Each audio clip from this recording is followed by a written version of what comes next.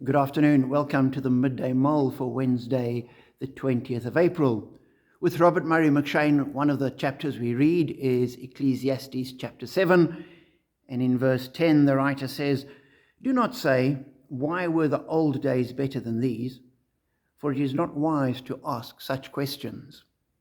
And as I read that, I thought, here's a writer writing 3,000 years ago. And already then they were saying, oh, the old days were better than this. Already 3,000 years ago, there were Wenwees around when we lived there, when we did this, looking at the past with longing. And he doesn't say that they weren't, or doesn't say, rather look at this. He just says, not wise to ask that question, why were those days better than these? Life moves on and the world changes and everything changes, and it's a new world. And it got me thinking, why do people so often say the old days were better? And certainly I found as I sit and I look at the world today and I think the world 20 years ago, the year 2000, was a lot better than it is today. And think back to the early 90s and what the world was like then. Communism had just fallen, the Berlin Wall was down, Nelson Mandela had been freed, we were negotiating for a democratic constitution. It was better than where we are now. And I suppose the bottom line is life goes on and there's constant change. And we like to think that the world's a stable place and that this is how things are, whereas in actual fact that's not true. It never has been. There's always change, there's always developments, there's always something different, and there's always a good cause to stop and say, why were the old days better than these?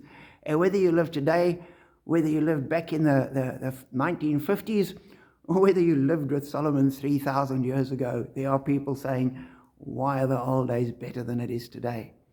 And I dare say that 2 generations' time, people are going to look back at today and say, oh, the old days are so much better. It's the way people are.